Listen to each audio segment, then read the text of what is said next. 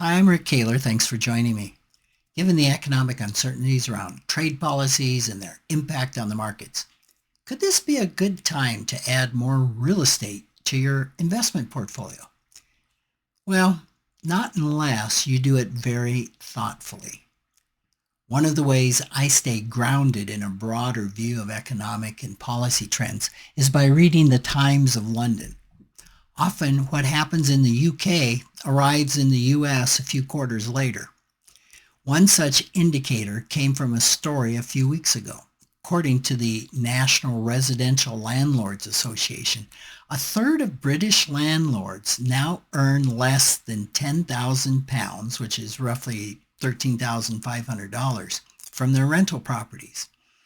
26% sold part of their portfolios last year, and another 20% say they plan to exit their rental properties in the next 12 months. Now, what's driving this?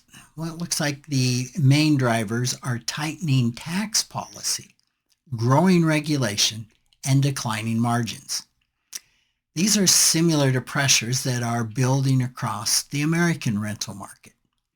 In the U.S., landlords face rising interest costs, reduced affordability for buyers and renters alike, and policy uncertainty that really compounds investment risk. Short-term rental restrictions are expanding in some markets, while rent control proposals have gained traction in others. Natural disasters have contributed to the dramatic increases in insurance costs. Meanwhile, the cost of remodeling and maintenance continues to rise, driven in part by tariff whiplash on imported materials and persistent supply chain volatility. Increasingly, even the stability of legal protections is in question. There's national disputes over the rule of law, and this casts uncertainty on long-established landlord-tenant frameworks. So all of these forces are colliding with a more cautious consumer. Inflation may be slowing, but it has already reset tenant expectations.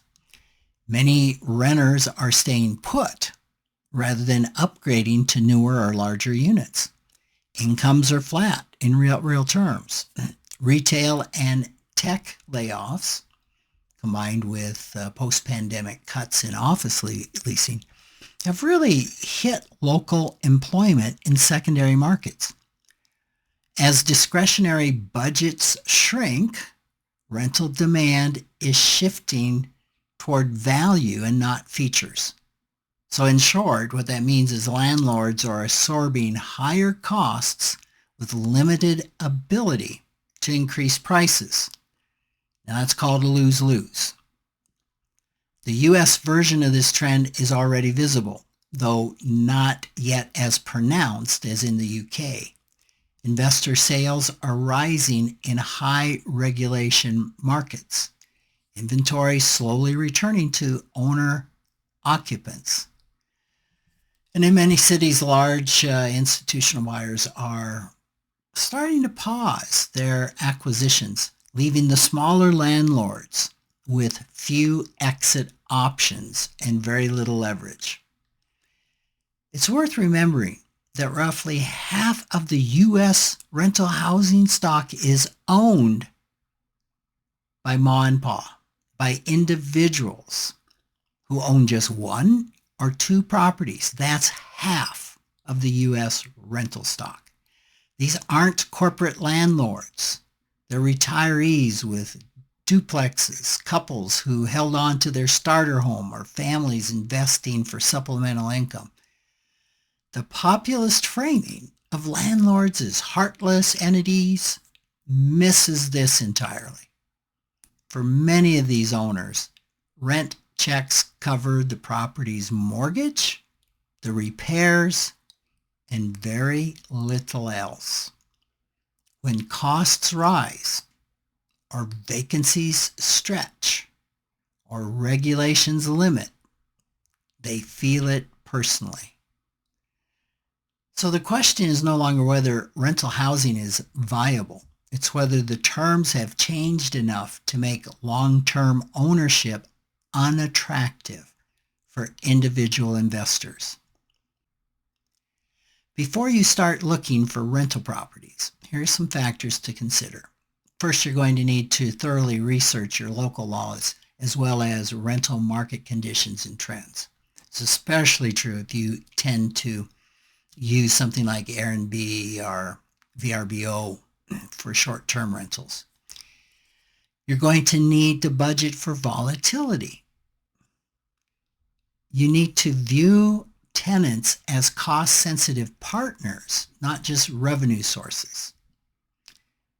And you're going to need the ability to make decisions from a self-led position, which means really being grounded in clarity about risks, returns, and time horizons.